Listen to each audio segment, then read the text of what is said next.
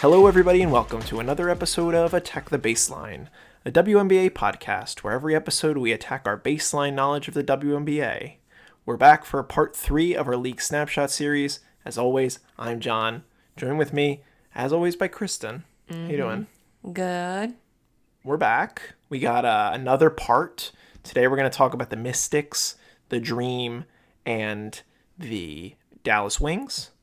And if you haven't had a chance, go back and check out our first 2 parts of this, where we review the first 6 lowest record teams from the 2023 season. We're going to have one more part after this, reviewing the final 3 teams after today, to get us to 12 teams, so that we can enter season 28 of the W, knowing a little bit more about everything, so we can just set that baseline. But Cool. I don't think we have any heat checks today. No, I don't think so. But we do have some other things to talk about quickly at the beginning, some happenings, some facts that we learned. Little news items. Yeah.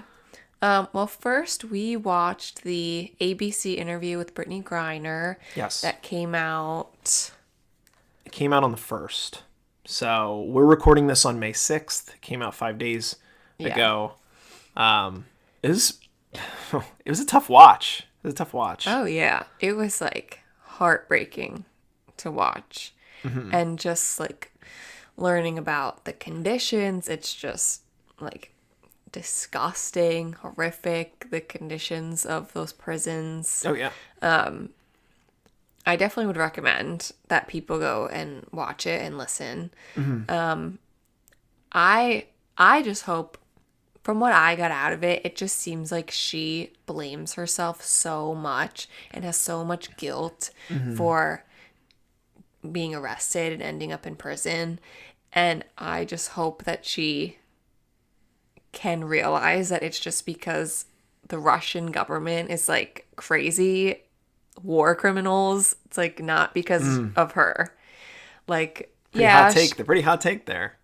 What?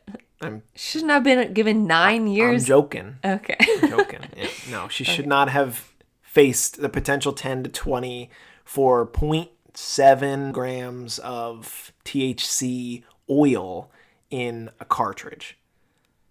Right. Crazy. Not even weed. Like, right. Insane. Completely by accident, too. Right. Like, they could have just said, okay, get rid of it, throw it out. Throw it in the trash. I don't know. That, like, it is not her fault, and I really hope she was so upset. And, I mean, obviously, that's, like, a lot to get over. Yeah. That's traumatizing. Yeah. She played last year. Yeah. She, she got to the point where she was able to, like, be on the court. Mm-hmm. But I can't imagine how difficult it was to even just go back to normal life. I just hope she just stops blaming herself, because of course. Not your fault, girl. Yeah. But I had a lot of respect for Brittany Griner. I have a tremendous more amount of respect just from watching that. Again, like Kristen said, encourage you all to check it out. It's an important story from the last couple years. It directly affected the W. Like, it's better to just be aware of this stuff. Mm-hmm. So do yourself a favor, check it out if you haven't. But yeah, that was our first. Oh. She also is coming out with a memoir, which probably is why she did the interview, to like announce this. True. You know, her memoir is coming out. It just says spring 2024, so it should be soon if it's not out already. Mm-hmm. About that experience. Mm-hmm. So I'm sure there's even more details of that, and I think I'm pretty sure she reads excerpts from it. Like, that was the little like narration part is probably directly from the book. Yeah. So, check it out. Mm-hmm. You got some other stuff?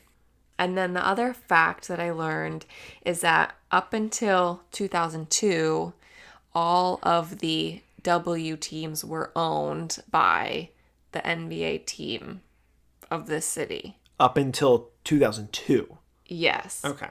And then 2002, they were sold into, different owners. Some of them still, like, indirectly own them. And Okay, because those up until 2002, it was still only cities that had NBA teams. Yeah. Okay. So it wasn't like Connecticut hanging out there. No, Connecticut was originally Orlando. Right. And, well, Dallas had a team, but they were Detroit. Well, interesting. Yeah. It's just interesting that how they set it up that way. There's a good fact. Like the NBA just owned them. Interesting. Well, that's some good facts. Hope you love facts. So we're going to get back to our series here. And our next team that we're going to talk about is the Washington Mystics, another team from the Washington area to fit this magic theme. We got the Washington Wizards, and now we have the Washington Mystics. Same colors, blue, red, and white. I kind of get it, but also why? What's so magical about Washington? I think nothing. Very little, if anything. Yeah. But they really could embrace the political culture. Yeah, and call themselves the presidents. I know. I mean, what what's a good the law, the Washington law. Oh. It's got to be a singular word. The Washington judge. The legislature. That's now we're talking. Now we're talking. So the Washington Mystics. Well, I'll say I like the colors. I like that they're the same. You like that they match? Yeah. I love that. I love when a city like Pittsburgh, all your colors are the same. Okay. The font just looks like it's my middle school birthday party invitation. It's so Who wants weird. to come to the game? The Big Mystics game. That's a good point.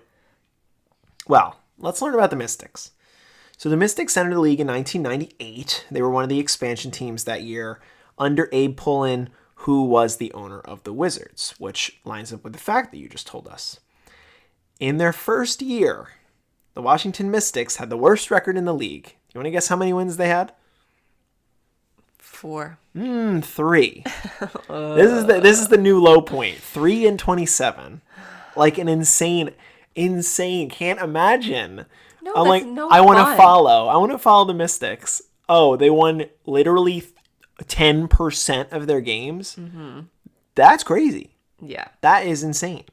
So they go 3-27. So with the number 1 overall pick that year, in the following year in the draft, they draft 2-time Naismith College Player of the Year, so the best player in college basketball, Shameik Holdsclaw. Holdsclaw makes an immediate impact, right? We've seen some of these great rookies. We talked about Maya Moore making an immediate impact, Candace Parker making an immediate impact. Shameik does the same thing, makes an immediate impact, helps them go to their first postseason appearance in 2000. In 2002, the team makes the Eastern Conference Finals. They go all the way to the finals, and they get bounced by New York. And then they got a couple more years of middling success. 2005, Pullen, who's their owner, sells the team. So we're going to separate I don't know if he's still the Wizards owner, but I'm going to sell the Mystics. And he sells the Mystics to the co-founder of BET, Black Entertainment Television, Sheila Johnson, who becomes the first black woman to become an owner of a WNBA team. Wow. So pretty cool, a monumental moment in 2005 there. The team has a promising few years in the regular season to follow, but they continue to fall short in the semifinal rounds. So they're not having this early success, no early championships, even though they've been around since close to the beginning of the league. They do have a championship. We'll get to that. So like every other team that we've talked about, they do have a championship. Good for them. But we'll see how they get there. So enter the current coach, Eric Tybalt, who has been their coach since 2013. So 2013, that would be 11 years. So yesterday was 15 years, 11. So this guy's been around in the system for a while. He enters in 2013, and he keeps the Mystics on a consistent playoff run from 2013 to 2015. So they're always making the playoffs. Well, it's a 3 years. It's a 3 years in a row. It doesn't sound like they haven't had windows like that where they're continually going. It's usually off and on. So he's okay, he's setting it up. He's figuring it out. And then ahead of the 2017 season, they sign the GOAT, Elena Delle Donne. Okay. She moves from Chicago, and now we've got the greatest player in University of Delaware women's basketball history on the Mystics, and that's where they make a finals appearance in 2018. So they get all the way there after Elena joins the team, but they fall to the Storm in 3. They get swept, and then they go right back in 2019, and they beat the Sun in 5 games to win their first and only championship. Okay. So they had the 2019 championship thanks to Elena Delle Donne. And then, as we know it, Elena steps away from the league, and I don't think she's currently with them. Like, once her contract was up, it was like, now she's just a free agent and she declined. So they got the success from her short time there, but championship is a championship. Oh, yeah. So following that championship, Elena opts out the 2020 season because of COVID. Oh, she did? She's like, I'm going to step out. I mean, and we saw Maya Moore walked away. Yeah, I wonder if a lot of players didn't play in 2020. Right. We only know about a handful of the best players right away from this little research that we've done. But I'm sure there was a number of players that called it. So Elena steps away, and that forces the team to take a step back. They got to reevaluate. They lost their best player, not really by any fault of their own, just by circumstance. And the team's middling for the next few years.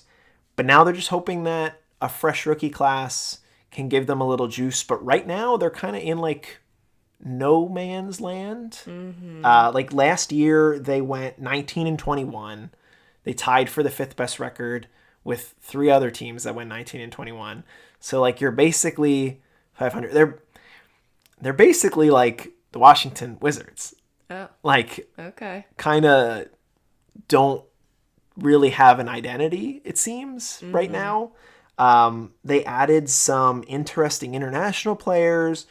Julie Van Loo, a Belgian player that I've heard about, could be potentially really good for them if it works out. I mean, she wasn't a college player, so there's only a limited amount of tape on her, but she got a little action in the preseason game the other day, and she can clearly pass the ball, so that could be promising. They drafted Aaliyah Edwards, Carly Samuelson, Kaylin Chuang. They've got some interesting pieces, but they made no splash moves. They made no big trades. They didn't do any trades or anything. Not that I know of. Maybe I'm unaware. Maybe they did a small trade or anything, but no blockbusters. They didn't sign any of these stars that the Storm got. Okay. And as far as I can tell, they're not planning to tank, but you never know. Right. You never know. They certainly seem equipped to tank just based on how they've been the last couple of years. Yeah. But it's hard if you're stuck in this middle zone. Right. To be able to do it. Yeah. Yeah, it is a weird place to be because their success was recent. Right. It's only been a few years since they won the championship. Yeah. But now it's well, we're not going back to the top of the playoffs. We'll make the playoffs, but do we really have a chance to win? Or are we going to compete with Vegas? Right. Probably not. No. And just looking at it, their projected starters: point guard Brittany Sykes, shooting guard Carly Samuelson, small forward Ariel Atkins, power forward Misha Hines-Allen, and center Shakira Austin. So, haven't had a chance to check in and watch the Mystics. I'm pretty sure they won their preseason game the other day. They scored 86 points. I guess they have a decent offense. But I don't really know what the plan's going to look like for Washington. But hopefully they're not like the Wizards, because that is a sad franchise. And I'm not afraid to say that. Because I've watched them play basketball, and they're not very good, and they don't really know what they're doing. Well, Washington's Not a basketball city, perhaps. It's certainly not a football city either, or a baseball city. I don't think it's a sports city, but it is a sports city because it has the teams. Didn't they win hockey recently? Yeah, Capitals won And 2 years ago. The Nationals aren't horrible. The Nationals are terrible. Go Phils. Okay. But yeah, that's all I have for Washington. Okay. So thank you for listening. Well, next we have the Dream. They were 5th last year. I don't have their record though. Tied 19-21, I believe. Oh, okay. Their logo is weird. I don't like it. I wish the red was less intense. Really, their red jerseys are like a lot. Is this another red, blue, white situation? Yeah, it is. And they're just like kind of boring. So that's that. That's a bummer. They were founded in 2008. The team's name, the Dream, actually pays homage to Martin Luther King Jr.'s "I Have a Dream" speech. Kind of sick. Yeah, that's pretty cool. And they've never won a championship. I think that's the first example. Yeah. And maybe the only example of a team. No. No, there's another one? I think. Not sure. We'll find out. Yeah. No, I literally can tell you that, yeah, there's one that hasn't. Oh. Go on. Okay, so they were founded in 2008, which is the most recent team. Correct. So I was thinking, what happened from 2001 to 2000? Nothing. Nothing. They went, okay. So they had the top pick in the 2009 draft. They selected Angel McCautry. Okay. And they were pretty good from 2009 to 2014.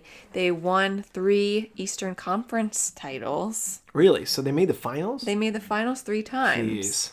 In 2010, 11, and 13.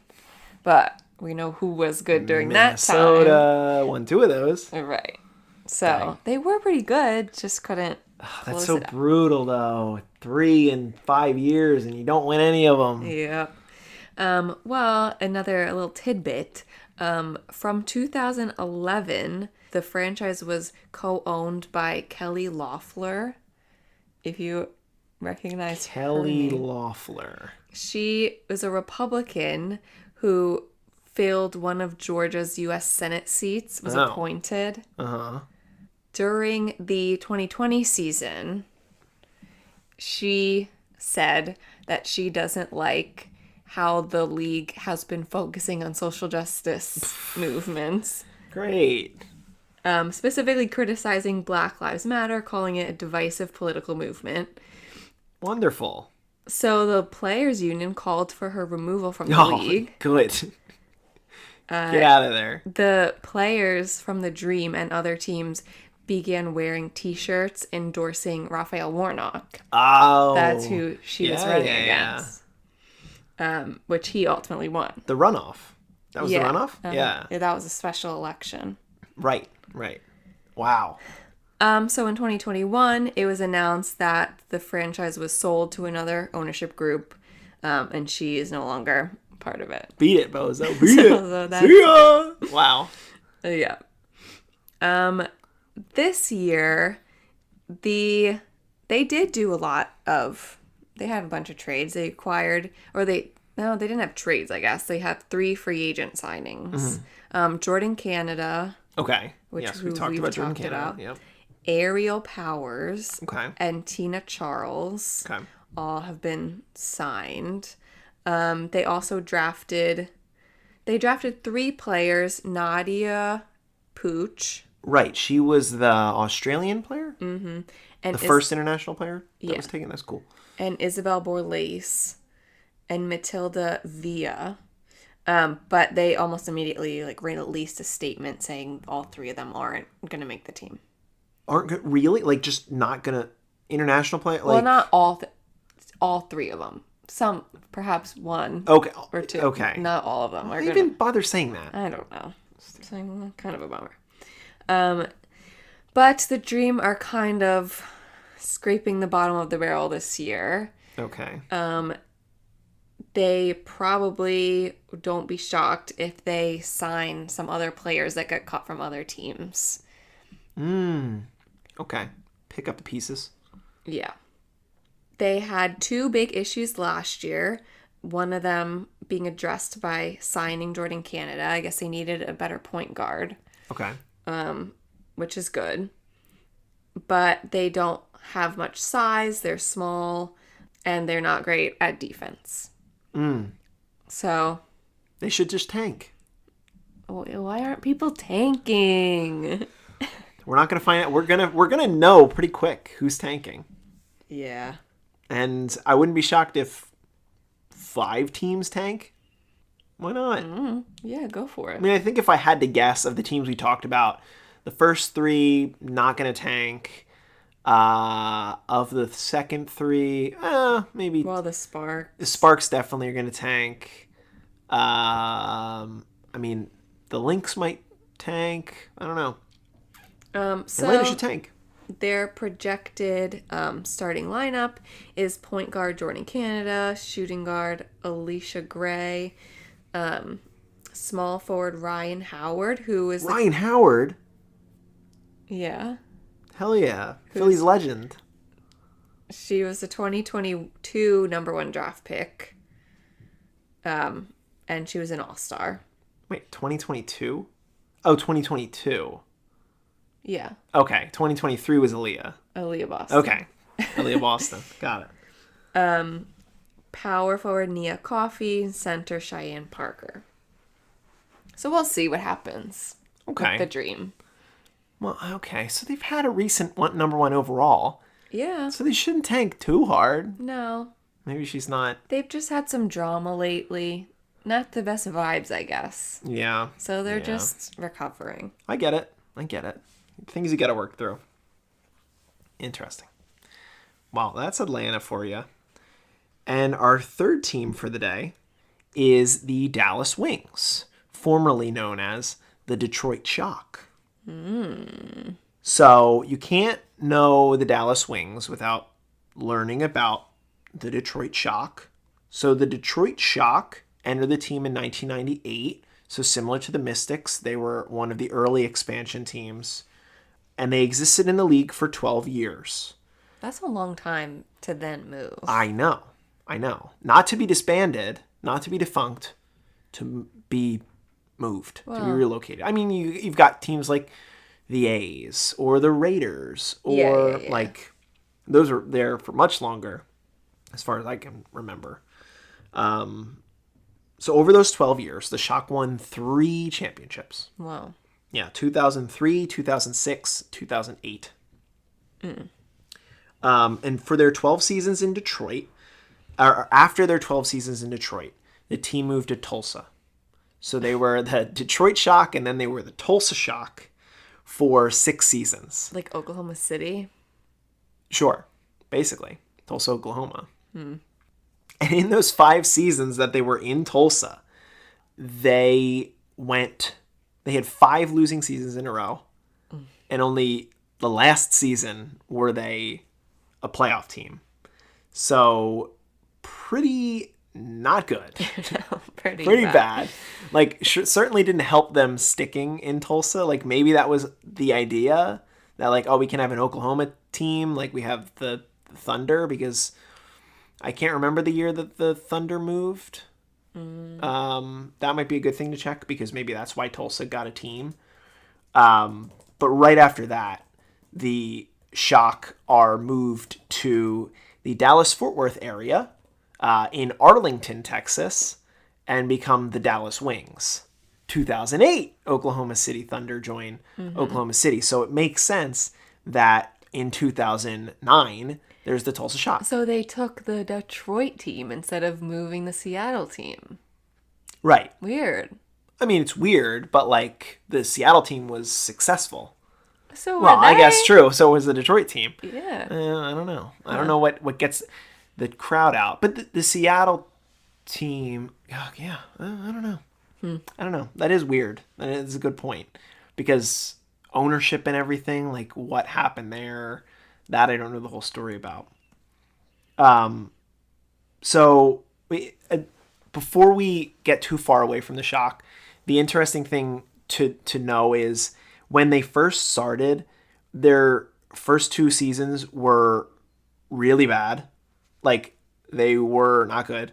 And then, have you ever heard of Bill Lambier? No. Bill Lambier, as much as I know about him, is a guy that had like a 1990s basketball video game. He was a player, or he was a coach. I don't know. But like Bill Lambier's basketball was like a game that people would play on the Super Nintendo or the Genesis. So that's when I see the name, I was like, Bill Lambier. So Bill Lambier was the coach of the team of Detroit at that point. And he's the reason that they like figured it out. He still like transformed the team. And the year after he became the coach, they went 25-9 and they won the 2003 championship. Wow. So they win 2003. They do so in 2004. And then in 2005, they traded for vet guard Katie Smith, which is a name that you should remember because she's important for later. Oh, I did see something about her. And they take their reinforced roster back to win another championship in 2006 against the Sacramento Monarchs. They make the finals again in 2007, lose to the Mercury. They right themselves and return to their third consecutive finals. So over 3 years, they make 3 finals. They win 2 of them, winning in 2008 as well, over the San Antonio Silver Stars, which is a name that I didn't remember until I saw it. And I was like, oh, yeah. So weird. Too many. Well, we'll talk about that. Too many things. In 3 games. And that is where Katie Smith, the woman that they traded for, she won finals MVP. So she was a pretty big deal. Like I said, they moved to Tulsa. They suck for 5 years. They are good for 1 year. They make the playoffs. They get bounced in the semifinals. And now they're in Dallas. And the year is 2016. And basically, they are pretty middling from 2016, 17, 18. In 2019, they draft star guard Arike Ogunbowale, who, if you recall, watching the preseason game, made the winning 3-point shot. Correct. She put the team ahead against the Fever in the first preseason game by 3 with 3 seconds to go. And admittedly, I didn't know who she was, but now I know who she is. And that's pretty sweet. I think she's cool. And I think Dallas has some juice. They don't have, a ton of star power, but they have some potentially good rookies this year. They had a top 5 pick, JC Sheldon, who showed that she has promising offensive ability and she could be like a stingy defensive player for them. And she looks to start immediately. So just looking at their starting lineup, it projects to be Arike at point guard, JC at shooting guard, Natasha Howard at small forward, Maddie Siegrist at power forward, and Tiara McCowan at center. Now, it's important to mention that last year they had a lot of success from Satu Sabli, who, in a video that I watched, friend of the pod, Hunter, who was projecting top 25 players 5 years down the road, like what the league could look like, Satu was number 4. So when I learned about that, I was like, oh, Dallas has got to have a ton of juice. Going into the preseason game, I was like, I got to watch this player. I've never heard of her. Yeah. And then I found out that she's hurt.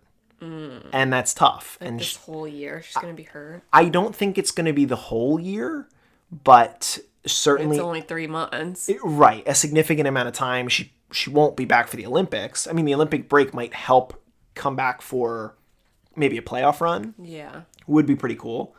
But yeah, they're really gonna hope that they get good juice out of Sheldon. Jaylen Brown, who is a player that I thought was really cool and is better than the other Jaylen Brown.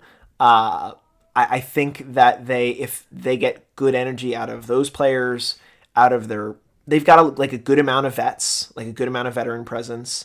They can certainly be around 500. They were 22-18 last year. They could stick around that and stay there. And then Satu could come back and then maybe they could cook. Like, we've seen it before that you can go 16-16 and just at the right time heat you up. just get a good run in the playoffs and just make the playoffs and you could win. What it's all about. Yeah. But yeah, that's everything about Dallas. So Dallas themselves hasn't won a championship since they've come to Dallas. But the organization, the franchise, has won 3 as Detroit. So it's like kind of no, but kind of yes. Yeah, That's why I said that earlier. I wonder if they have like, a flag on their arena that says they've won. That's a good point. That's a good question. Yeah. And important to note that, I believe I heard this on the broadcast, but they're moving stadiums because they're in Arlington right now. It's literally right next to it. Everybody's wearing shirts with Texas on them, and Kristen's like, why do they have shirts that say Texas on them? Shouldn't it say Dallas? And then there's other shirts that say Dallas on them. Yeah. So they're going to move from the Arlington location to a new stadium in Dallas, actual Dallas, like center of the city, which should be good for them. Yeah, that's nice. Yeah. Do you remember was Dallas one of the teams that sold out? I don't. Oh. They might have. They might have been one of the 3. Vegas, Indiana, and maybe Dallas. Oh, I thought it was Atlanta. Oh, yeah, you're right. So Dallas didn't sell out, but they did have a good crowd there the other night. Oh, yeah, they did. And you don't know if it's the Caitlyn effect, but I would hope that Dallas could have a good crowd because, as much as I don't like Dallas in other sports, I am kind of fond of the Wings. I think they got another cool color scheme. Yeah. Some people may be out on the Pegasus, but mythical creatures, they can be the mascots too. Wait, what's the Dallas? The Mavericks. Oh, Mavericks. Which we learned is like a lone horse or something. Oh, it's like a generic field animal. A field animal? Like a roaming animal is what it said. Oh, but their logo is a horse. Yeah. So I get it makes sense. It's the Sky Horse. Mm-hmm. Pretty cool to me. I don't have anything to say about their jerseys. They are fine. Yeah, fine. Nothing wrong. Kristen's waiting for the pink jerseys. Yeah.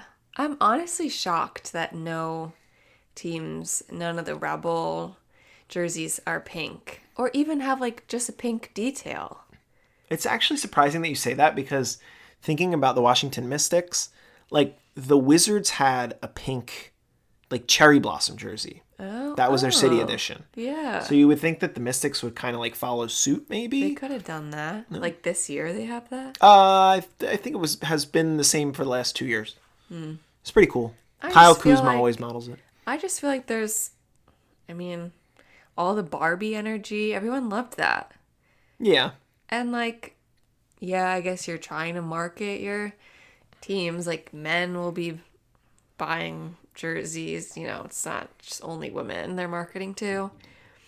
But I think I need a pink. I need something pink. Yeah, I'm with you. I'm pro pink team. Get us pink team. Yeah. Maybe Golden State pink team. Well, it'll be gold. Philly can be pink. They could. Philly could do pink. Mm-hmm. I would be down. Mm-hmm. Like it would be like a hot. You'd probably do like a hot pink and black. Oh. I mean, no, I'm just saying, like, that's probably what it would be, right? No. Hot pink and white. Yeah, white. Pink and white and what? I don't think hot pink. Color. I think like blue, like a navy and like a lighter, not hot pink. Okay. Softer pink. Okay, so pink isn't the main color. I mean, pink you want to have a pink jersey? Please go for it. But I think, it could just be an accent. Okay. Well, you would get a pink jersey? Depending on the player. Okay. It's about that with jerseys for me. It's about the player. I think. Mm-hmm. Less about how the jersey necessarily looks, because I have like one of every Phillies jersey. There's so many Phillies jerseys in the closet.